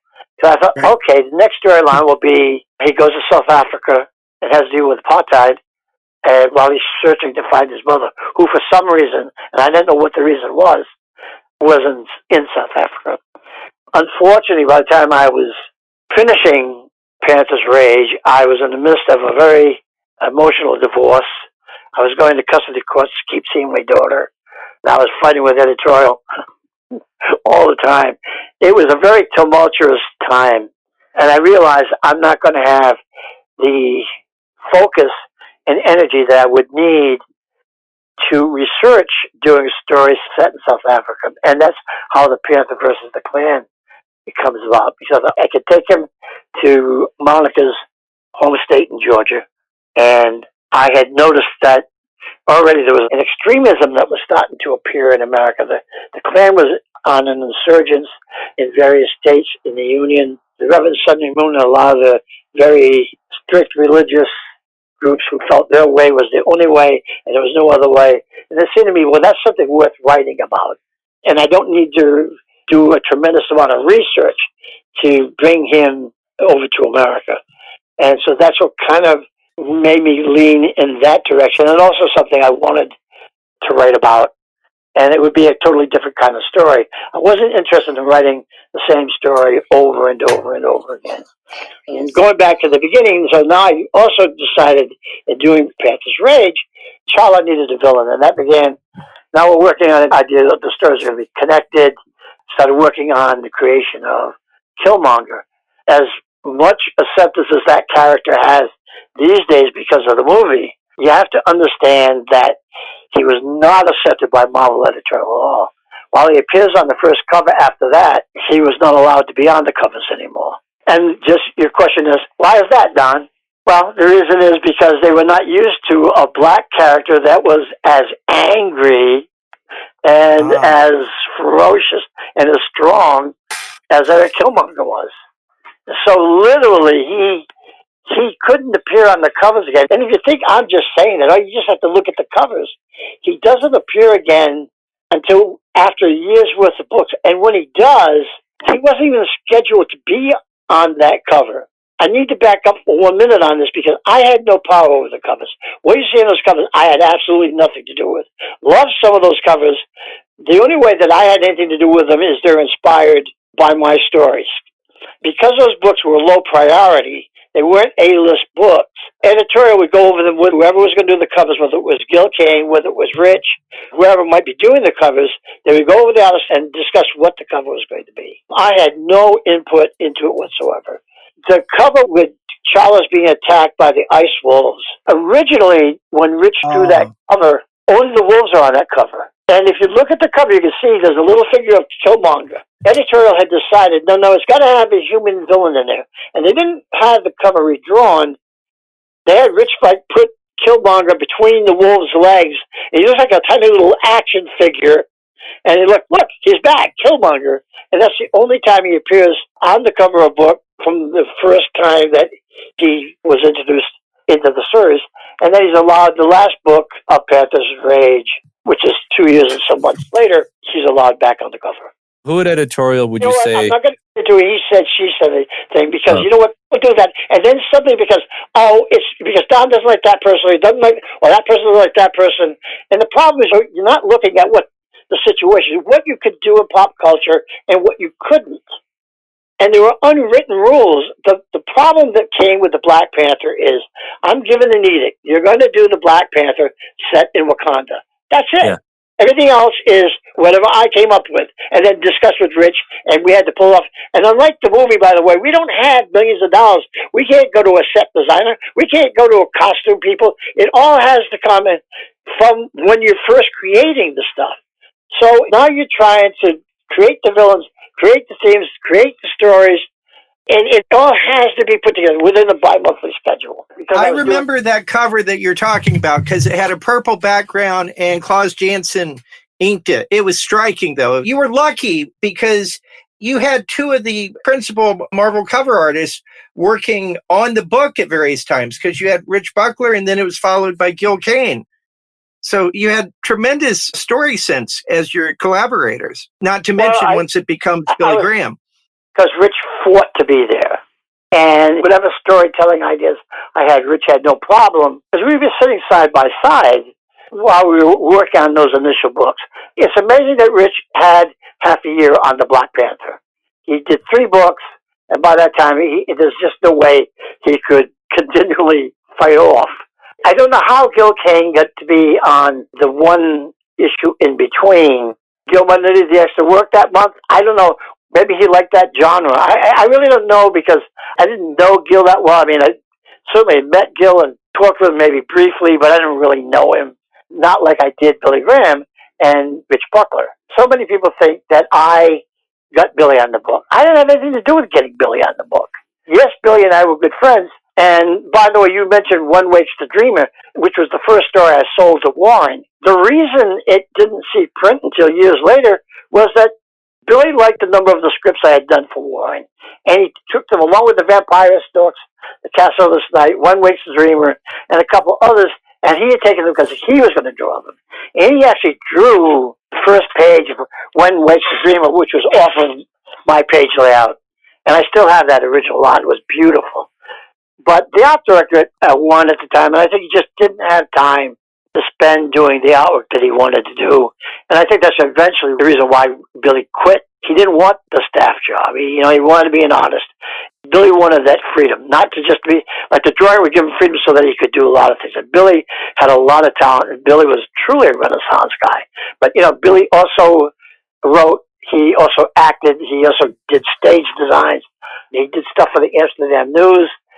He was really a busy guy. And when we do the Saber and Exploitation of Everything Dear storyline that Billy drew, which hopefully will come out sometime this year with all the artwork restored and seen in a way that you've never seen it before, I'll tell a lot of the stories about my times with Billy. I'm not going to say them here. The one thing, though, is I realized, a lot of the adventures that we had, at the time that I was with Billy, he was living the life he wanted to live in Manhattan. And that was his city. But now I know he's got a granddaughter. I'm thinking, it's kind of like the old Bob Seger song, Against the Wind. He has a line of what to leave in, what to leave out. And now that I know he's got a granddaughter, I was like, I don't know. Some of these stories, maybe I'm not sure. At one time, I thought I'll tell a lot of the Billy stories that I just have always kept so that they'll be preserved in the book that showcases his artwork.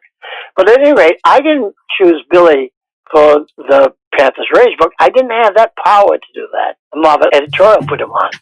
And the deal was in those days, and I don't care who wants to admit it and who doesn't want to admit it, most of these people do not want to admit where they were at in 1973 and 1974 and 1975. But if you were black and you were an artist in comics, and by the way, I don't know if there were any black writers yet at Marvel Comics, but if you were a black artist, you would normally put on a black title. So Billy, say, for instance, was on Luke Cage, Power Man, for the longest time. And that's the reason that Billy ends up on Black Panther. Later on, obviously, that would change, but at that point, editorial was not crazy about the fact that everybody in the series was black. Now, see, you're asking me about, was I trying to be ahead of my time? Was I trying to do stuff like the show, look, I don't remember the phrases that you used. Here's the whole reason why there's a black cast of characters in Panther's Rage. I am told that the stories are set in Wakanda and T'Challa returning to Wakanda. What is Wakanda? It's a hidden African nation that nobody knows to say. It's so sophisticated. Charles found a way to keep everybody from knowing who it is. Doesn't matter what country it is, they can't get in there. And so you can't have stories where white people just keep stumbling into Wakanda and finding vibranium and trying to steal it. There's got to be other storylines. But that also means that every character is Wakandan. So that means that where the white people are supposed to come from. And so as the stories went along, it became more and more of a problem. Where's the white people? And bring the Avengers in. But as I was doing the conventions and I was meeting people and the people were writing to the book, a lot of what was given applause by the media for the movie, it's stuff that was in the books back in 1973 through 75. Yes. But the only reason it was done is because it's set in Wakanda. And that means that all the characters have to be Wakandan. Therefore, you virtually had an all-black cast except for Venom. And I want to talk about Venom because I think he's an important character as well in terms of breaking ground. And we'll talk about that in a minute. A few art questions on this. That one issue that Gil Kane did is interesting to me because I think a lot of fans of the series remember that issue especially, and it even shows up in the movie because Gil Kane was a great jungle animal artist. He worked on Tarzan strip, and he really knew how to draw animals. And that sequence with him and the rhino is just brilliant. And I remember that very vividly. Did you try to write at all to the strengths of the three artists that worked on the strip? Or did you just keep it the same throughout? Okay, I'm sure I didn't know that Gil Kane was going to draw the issue that he drew. I don't know how it got to be there. And I think the issue looks terrific. I have one memory or two memories of that particular book. It obviously was a much different situation than working with Rich because I was with Rich all the time. So we were always going over the pages. And Rich and I were also doing Morbius the Living Vampire, and we did the Hodiah Twist story for Vampire Tales as well. So Rich and I were together a lot doing different stories, and we worked very, very closely together. I really had no contact with Gil. The two things I remember about that issue is the title page, because Gil didn't do the title, But Now the Spear's Broken. Danny Crespi actually did, who was the head of production at Marvel at the time. And Danny was really kind to me. I remember Danny saying, "Don't worry, I'll do this page the way you want it done." And he got the broken spears in there and the lettering for the title. And he hit it like he had a bundle of corrections of things that he was supposed to do. And they definitely would not have given that to Danny. That was Danny being kind to me. I think both John Verporten and Danny Crespi thought this business is going to eat this kid up. And I think in their own ways, at times they tried to be a little bit of a buffer, trying to protect me from powers that may not be so benign. So Danny did a lot of the work on that. And the only other thing I remember is that the sequence where I had all the murder clues, originally I all had it missed and seen. It was all in the big palace sequence, and there were no close-up panels of it. And that was Gil. Gil went that way. At first, I wasn't sure we were putting it too much in the face of the readers, but when it finally got done, and when I finally saw it, I said, no, it's like we're even playing fair with the readers, because now it's right there, and they can't say it was just snuck in and hidden in the background. So ultimately, I was kind of glad that he went that route. But that will show you how much I was thinking about how a story should be told for any particular scene. Now, the difference with Billy is I could design a page any way I wanted, and Billy said, "You design whatever you want done. I will get it drawn." And Billy was terrific. I mean, that part of it, again, I got really lucky. I was with somebody who was really talented and who believed in what I was doing, because really, as a writer, you can bleed onto the paper. You can care all you want. But if you don't have an artist to bring it to life, sometimes you're just dead in the water. So I got very fortunate that I had Rich and Billy for the Black Panther, and then ultra fortunate that Craig Russell, but that's a whole nother story. So let's talk about the actual characters you created for the Black Panther, for Panther's Rage, because they are indelible. Venom, I want to talk about, because he was the one white character. and probably, I won't say the least intelligent, but the least eloquent in his phrasing and in his talking. What were you trying to do with him? And you ultimately made him into an incredibly sympathetic character. Did you know you were going to do that from the very beginning? I think you could assess that from reading the stories, to be honest with you. I always hope that when people were finished with, say, Panther's Rage, that if they went back and read the books from the beginning, they could see, oh, Don was setting this up as early book 1, book 4. And Cantu, for instance, from the first page with Rhino charging, he becomes a major character and he keeps appearing throughout. Obviously, the ending is there. I didn't tell anyone. If I had, I never would have gotten it through. As time went by, more and more I learned to keep my own counsel. And by the way, never talk to other writers about what you're going to do in comics, certainly at that time, because they want to tell you how to do it, how they would do it. And, oh, no, I have an idea. You'll never hear it be able to, or people can say it, but it'll be absolute lie, because I never discussed what I was going to do. Not even with, I'm sure that Rich never would have known, Billy never would have known how Panther's Rage was going to end. They knew what I was doing when they got the script. And there might be somewhere down the line that I might say, oh, hey, Billy, make sure you need to do this, because I'm going to pick up on that later. But what I was going to do with it, probably I never told, even though certainly it would have been safe to tell Rich and Billy. They would never have gone to anywhere where you could be told that you couldn't do it. Because editorials most often are going to tell you, no, you can't do it. And if you're told no, you can't do it, and then you try to go ahead and anyhow and do it, then that's open defiance. And then it's going to be war. And ultimately, you're not going to get anywhere as a writer. It's not going to help you get to where you need to go. You need to find a way to stay as much away from them as possible and concentrate and focus on what the story you're trying to tell. Because he was also the first gay character I ever did. Well, that's exactly where I was going. I was going to ask you, did people ask you about that, readers or editorial, or did you just spring that on people? Obviously, I was very careful with that. If you notice, because the thing with, don't forget, I was doing Killraven at the same time. So I was kind of alternating. One month, I guess, Killraven came out. The next month, the Black Panther, and back and forth. So when I was doing Killraven, again, there were a lot of things you consider. What am I going to do with this? Again, that was a book I think they had high aspirations for in the beginning when they started Killraven. They had a lot of name talent on it, but the title went through 3 different artists and writers, I think, in the first 3 issues. Well, that's kind of a death knell for a book anyhow. Science fiction wasn't noted to sell. I think if they had, the initial thing had been able to be done the way with the talent they had initially started it with, it would have been totally different. But now you had 3 separate writers, and I was starting with the 4th issue. And I'm sure I made an enemy here, but I think the writer doing said, I'm going to tell you everything I intend to do. I said, I really don't care what you're going to do.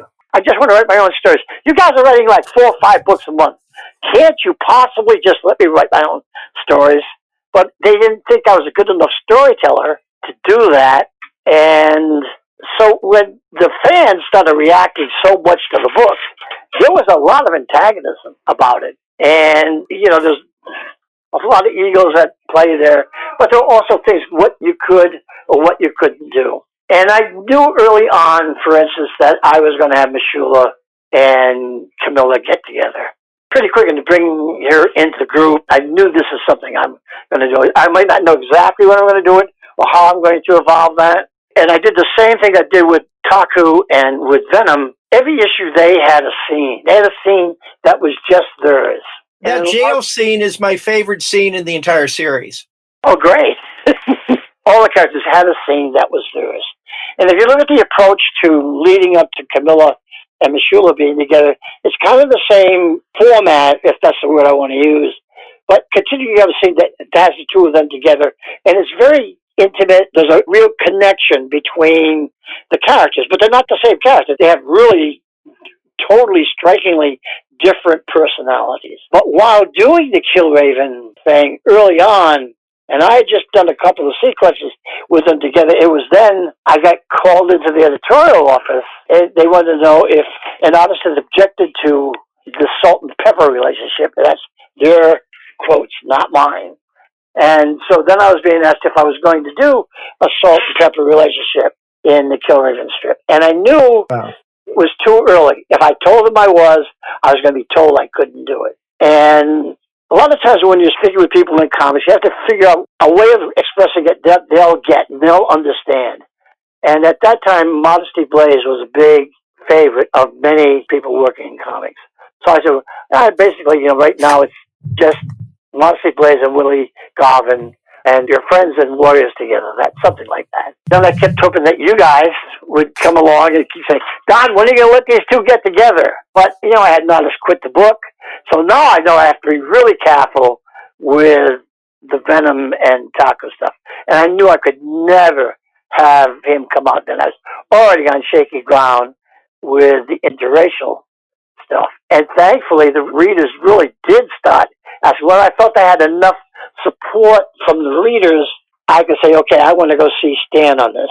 And I could have just gone to Stan. I mean, Stan had an office there, but it's all protocol. This is just like being in the military. If you go and you sidestep the sergeants and the lieutenants and you go to the captain, you're basically declaring war. And that would mean everything I went to do in those books would become more difficult to do. So then you had to do it according to the politics of the place. So then I went to editorial and say, I want a meeting with Stan to discuss doing an interracial kiss. And because now if they turn me down on meeting with Stan, they have to explain why. Well, then if it gets to Stan and there's question about it, why wouldn't you pass it? Going that way, Stan was the one who could actually make that kind of decision and say, yes, it could be done. It seems like odd that this is even us discussing this in 2020, but in 1973, 74, whichever year that was, it wasn't. And so eventually there was a big meeting with Stan, me and editorial. But I knew how to approach Stan on this kind of thing, if I had a shot at all of doing it. Because it's not enough to just write it. If you can't get it to see print, if it can't become a reality that you can hold in your hands, what's the sense of even doing it? You've got to have a shot, knowing that you've got a chance to make it reach the audience. So when we met with Stan, at some point, I know Stan said, well, Don, can't she be green? And I said, well, Stan, what are you going to do? Well, she isn't. She's white. Well, I'm just concerned that the PTA and down in someplace down south is going to see this. And I said, do you know what your kids are seeing in the comic book? And I said, well, thing is, Stan, I don't know. I've heard rumors that DC has been talking about doing an interracial kiss in one of the romance comics. And I think it would just be a shame if DC were to do it before Marvel. And so, I don't want that done. I don't want that. So did you just make that up? No, I didn't just make that up. I knew that was going to be a real persuasive factor. If you approached it that way, you had a real shot. And instead said, okay, I'll tell you what, Don. And so said, you could do it, but you have to handle the panel in knockout colors.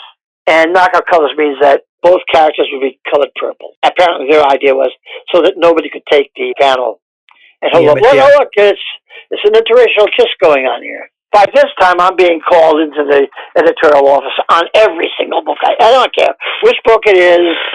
The book comes out, and then it's like, I'm called into the editorial office, and we have to have some discussion. So when that book came out, because a lot of times the books didn't really get read until they were in make-ready for the lower tier books. And the line was expanding at the time. The only reason these books kind of got to exist is it wasn't time to go over every single book. And the books that were really being gone over were Spider-Man and the Fantastic Four, and the big titles, Thor, whatever considered the big titles. And, these 13-page, they kind of became full books later on. They definitely didn't get the same amount of attention. And now Marvel was expanding into the black and white line. Everybody was always overextended. And so that's how those stories managed to get through. But when that book did come out, I remember being called an editorial and saying, look at this panel. And there, of course, the last panel was in full color. And I just thought, really? How'd that happen? You guys should be doing a better job. When you guys are editing these books, you guys should be doing a better job. And that probably was getting close to one. My time frame there was already limited.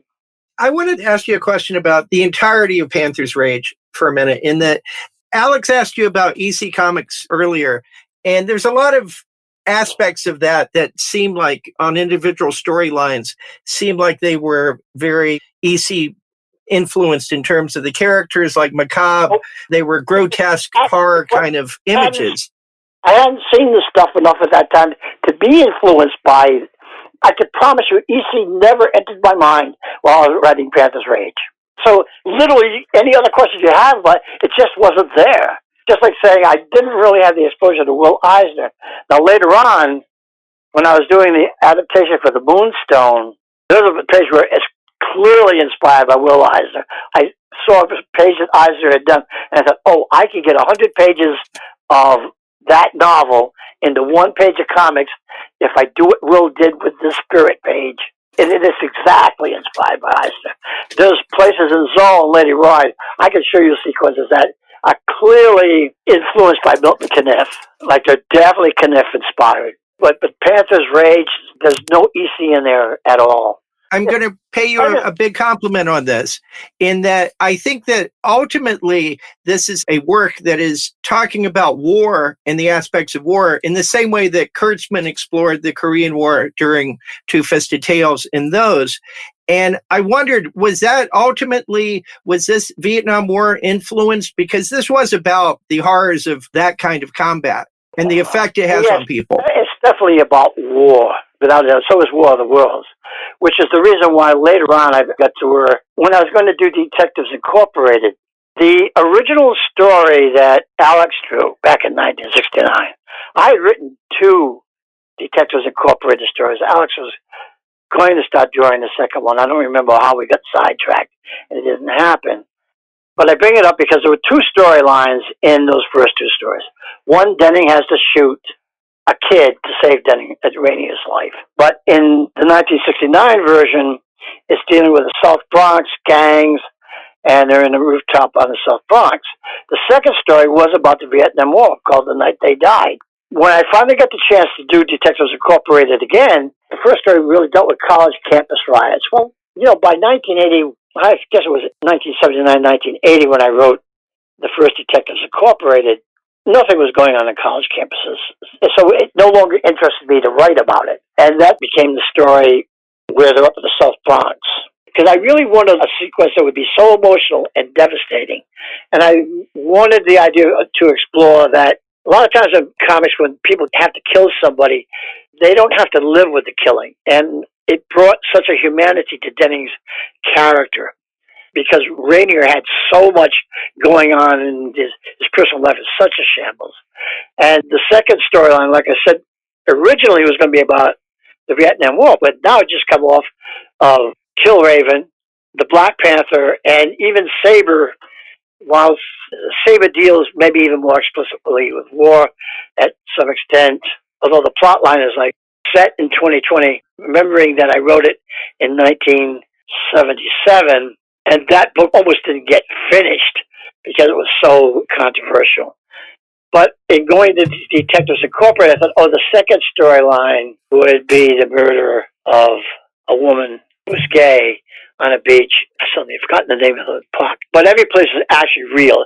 All the scenes are on Sunken Meadow Park. That's where that takes place. I actually worked it all out physically, went out there and enacted the entire crime scene, so I would know exactly where everything was, and I could take pictures of everything, and Marshall Rogers would have exact representation of what that place looked like. But it seemed to me that was something more that I wanted to write about, because I couldn't do gay characters at Marvel at that time. If I'd ever come out with Venom at that point in time, that would have been my last book. I would just have pushed them too much, too fast, too quick. It wasn't going to see print. So when I got to do Detectives Incorporated, the major restriction was that it was 46 pages of story. And that's it. That was set in stone. But within that 46 pages, I could do anything I wanted. And I'm still proud of what we did with that book, the kind of work that Marshall Rogers put into it, the kind of storytelling we did, but that we were able to do gay characters who were very human and put it in a very empathic storyline. One of my favorite reviews I've ever gotten was from a gay writer who realized, because most critics don't understand the things that limit you. I had 46 pages and tried to tell a story convincingly that you could take Rainier, who had only stereotypes in his mind for lesbians, and turn him into somebody who now really kind of has a friendship with this woman and understands her pain and what she's been through. So I'm really glad to this day that we got to do that story. Can you tell us a little bit about, I read what Dwayne McDuffie said about Jungle Action and Panther's Rage. Can you talk about that a little bit? How important it was to him? Well, how important it was to me that he wrote it. I mean, that Dwayne McDuffie, this guy is so talented. One of the best men I've ever met in my life. When he wrote the original piece, I think Dwayne wrote it. He had a blog page, but I don't know if that's where it first appeared or there was a version of it. And somehow I had become aware of it. So when they were going to do the masterworks and add all these features, and Corey Settlemeyer was really great, kept his word to me. I said, if I do the introduction, I'm not going to gloss over all the problems that were had to make this book a reality. And Corey was very much supportive of that and left the introduction alone, but we also were able, he came over more than once to get material for the back of the book so we could do these DVD-type extras of stuff that artwork either you'd never seen, script pages, the backs of the envelopes and stuff where you could see notes and how things, you could really kind of get an evolution of behind the scenes of what helped shape and put this material together. So while that was being done, by this time, Dwayne and I were friends and knew each other. And I called and asked Dwayne if it would be all right if we used his piece for the Marvel Masterworks book on Panther's Rage and on the Jungle Action, Black Panthers. And he said yes, but he wanted to rewrite it. I said, no, you don't have to do anything. He said, no, you can use it if you let me rewrite it. I read about other writers in there. I said, Dwayne, my ego can take, that's fine. Everything you've got, He said, no, I want to write a piece on those books. I said, Dwayne, whatever you want. Do it. So I had not actually seen the finished piece. And when the book came out, Marvel had not sent me a copy. I had worked with Corey. I had read the introduction that I wrote to go over because Corey gave me access to that, but I didn't know what the book looked like. On the day it came out, my daughter was coming to see me by train from Pennsylvania. She was in Pennsylvania at the time. So the entire family was coming in. I had a feeling maybe this was around the holiday. So I was going to go down to Penn Station to pick them up. And I thought, I'll stop off there's a comic book store on 40th Street, which is just about 6 blocks up from Penn Station. I'll stop in. I just wanted to see what the book looked like. And I couldn't because they had it sealed in plastic. So I had to go buy my own book. And I was walking down the sidewalk toward Penn Station to meet my daughter. I don't look at the stuff that I did. I'm reading Dwayne's piece. I had tears in my eyes by the time I was done that. He was so kind to me and that the books meant so much to him. To have somebody that talented and have such strong feelings about it. It's a beautiful piece. I mean, it really is lovely to read. Yes, it is. I've been very fortunate. A lot of the readers, thank God for the readers and thank God for Dwayne. I mean, I miss him every day. I was actually working with Dwayne. The problem that you guys hear right now, it was a different version of this where I was almost getting sick every day and I was waking up with the taste of blood in my mouth every day. So it gives you an idea of how I really didn't know whether my days were numbered or how this is going to all play out because the doctors weren't able to figure out what was causing all of it. And I remember telling Dwayne, I hadn't yet met his wife, Charlotte. Charlotte was supposed to join us that night. We were meeting at a restaurant in Manhattan. And I remember saying to Dwayne, don't let these motherfuckers rewrite history, Dwayne. You know what was going on in the time frame these books were being done. Dwayne was much younger than I am, and I surely didn't think that I was going to outlast him. And I thought if there's one person I would entrust with the history of that, it would be Dwayne. When Dwayne died, I was working on a Ben 10 for him. I had been in California. I had been invited to Robert Culp's memorial service. You asked about people who influenced me. Certainly Robert Culp is one of them. I can't imagine who I would be without I Spy. I know the kid in Rhode Island growing up could never have imagined that he would get to know Robert Culp and that we would actually spend time together. And in fact, he wanted me to adapt one of his scripts into comics. Like Bob wanted Gene Colan to draw because he loved Gene Colan's artwork. And so did I. I had never heard this. He was really into comics? Oh, Robert Culp's totally into comics. So that's why Nathaniel Dusk is dedicated to him. There's a couple of episodes of I Spy that, if you know anything about pop culture back in that time, in the 50s and 60s, especially with movies, maybe even TV shows if they used it. If somebody was seen reading comics, that was an indication virtually that the person was slow-minded, that they weren't, and it was like a shorthand that movies used. Okay, this person, look, he's reading the comic. How dumb is he? He can't be smart. But in I Spy, there's a couple of episodes. I know one is, I think, called Sparrowhawk. They're in Las Vegas, and they're sitting around poolside by a hotel pool, and they're reading comics. There's another one where they're reading comics as well. So one Bob is reading Dick Tracy, and another, I think he's reading a Charlton comic called Conga. You have to say, Bob, Conga? What the hell? I can't believe you're reading Conga? Okay, whatever you say. But yeah, he was a big Terry and the Pirates fan. That was like his favorite comic of all time. And I managed to get him some Terry before Dean Mulaney went and did these superlative editions of Terry and the Pirates. And he wrote a screenplay. He was actually he had just sent me his screenplay for Terry and the Pirates. And I can't believe it. Robert Culp was like, Don, would you read this over for me and give me notes? Wait, you're Robert Culp. What do you mean give you notes? Like, anything you want to do, as far as I'm concerned, is fine. So, yeah, I really appreciated him terrifically. Oh, that's fascinating. So when he's doing Greatest American Hero, he's totally into comics and has a sense of all of that, doesn't he? Yes. Oh, absolutely. Absolutely. I'll never watch that show with the same, and now I have a new perspective. That's fantastic. I'm going to finish up with Panther's Rage, but I wanted to ask you about one issue, and this is an indulgence, but I'm going to take it. There was that issue with the dinosaurs in the pit and the character, and I can't recall his name, but he's kind of a mythical sprite of some kind. And it ends with the bird finally dying in the tar pits.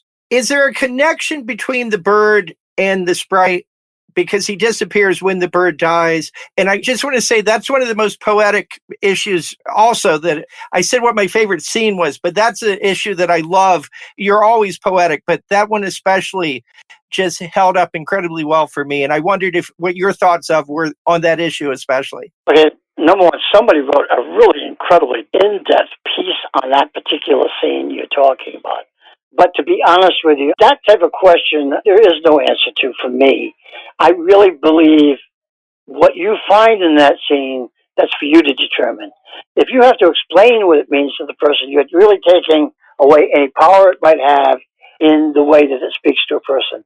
That's the most answer that I can give you in terms of, I'm not going to tell you what you should be thinking about that. Either you know what you feel, you know what you experience. What I'm hoping is that there'll be a sequence that people just respond to it. They relate to it, and it says this to them. It won't always say the same thing to everybody. I know John Warner told me that was the last issue of Killraven, The Morning After Morning Prey, because many people still analyze what that book is about.